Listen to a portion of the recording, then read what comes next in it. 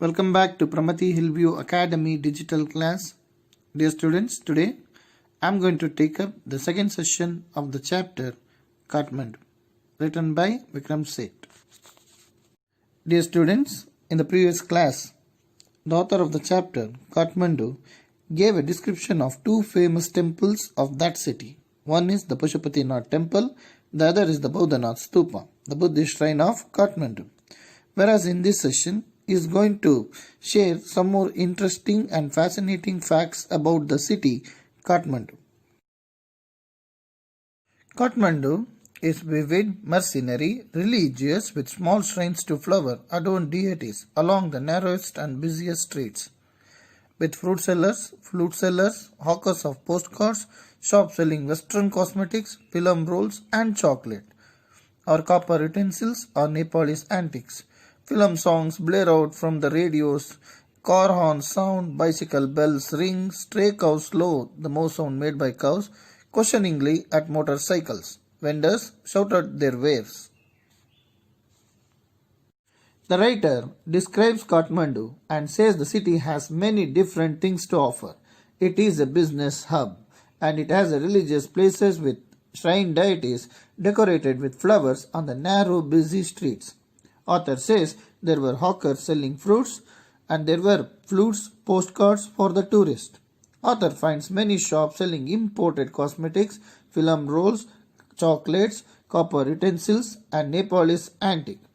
Many different sounds can be heard like music from the radio, car horn, bicycle bells, moo sound of the cows and screaming vendors selling their wares. I indulge myself mindlessly, buy a bar of marzipan, means a sweet made with grated almonds, a corn on the cob roasted in a charcoal brazier open stove, on the pavement, rubbed with salt, chili powder and lemon, a couple of love story comics and even Reader's Digest. All this I washed down, means to drink something after a meal, with Coca-Cola and a nauseating, means sickening orange drink and feel much better for it. The writer bought a bar of marzipan, a corn on the cob which had been roasted on charcoal fire by a roadside vendor. He garnished it with lemon juice, salt and chili powder. He also bought some love story comics and a Reader's Digest magazine too. After eating all these things, he drank Coca-Cola, which is an aerated drink, would help him to digest the food easily. I consider what route I should take back home. If I were propelled, drive or push something. By enthusiasm for travel per se, means by itself. I would go by bus and train to Patna, then sail up the Ganges past Benares to Allahabad, then up the Yamuna past Agra to Delhi. But I am too exhausted and homesick. Today is the last day of August. Go home, I tell myself. Move directly towards home. I enter a Nepal Airlines office and buy a ticket for tomorrow's flight. The author thought of taking an adventurous route back home. It would be a bus or train journey till Patna. From there, he would sail in a boat on the Ganga river and cross Benares to reach Allahabad. From Allahabad, he would sail upon the Yamuna river, cross Agra and reach Delhi. But at last, he gave up this adventurous trip and decided to take a flight from Kathmandu to New Delhi. As he got exhausted, he purchased a ticket from the Nepal Airlines office for the next day's flight. I look at the flute seller standing in a corner of the square near the hotel. In his hand is a pole with an attachment at the top from which 50 or 60 bansuris protrude in all directions, like the quills of a porcupine. They are of bamboo. There are cross flutes and recorders. From time to time he stands the pole on the ground, selects a flute and plays for a few minutes. The writer saw a flute seller selling different bansuris. He was different from other hawkers. He was standing in a corner of the square outside the hotel. He was holding a pole which had an attachment on top of it. The author says there were 50 to 60 flutes stuck in it. It resembled the thorny body of porcupine.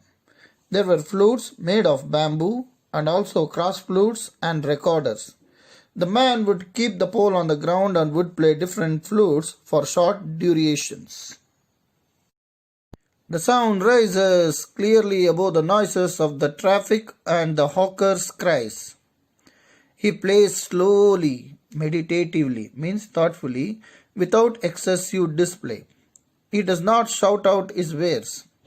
Occasionally he makes a sale, but in a curiously offhanded way, means casual way, as if this were incidental to his enterprise. Sometimes he breaks off playing to walk to the fruit seller.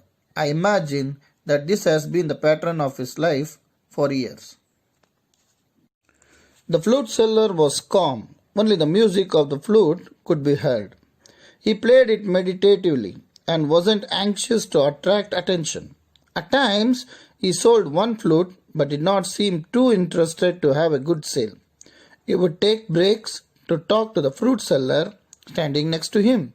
It seemed that this had been his routine since many years. I find it difficult to tear myself away from the square. Flute music always does this to me. It is at once the most universal and most particular of sounds.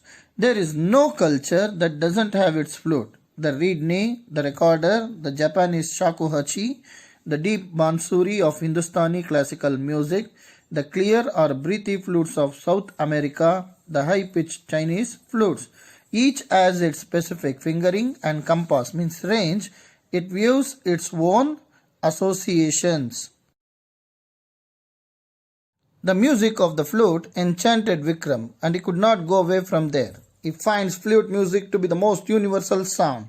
Flutes are played in many regions and have different names and varieties like shakuhachi in Japan, the deep bansuri of Hindustani classical music, the clear breathy flutes in South America, and high-pitched flutes in China. Author says each flute has a different way to play it, and the sound varies in pitch and depth. It is the universal language according to him.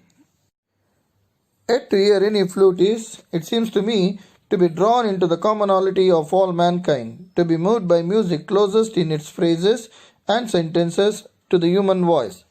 Its motive force too is living breath. It too needs to pause and breathe before it can go on. The author says the sound that merges out of a flute is the most common sound, that is, the sound of human voice. As the bansuri is played by the mouth, the player exhales into the flute to produce music, and when he pauses to take a breath, the music of the flute also stops.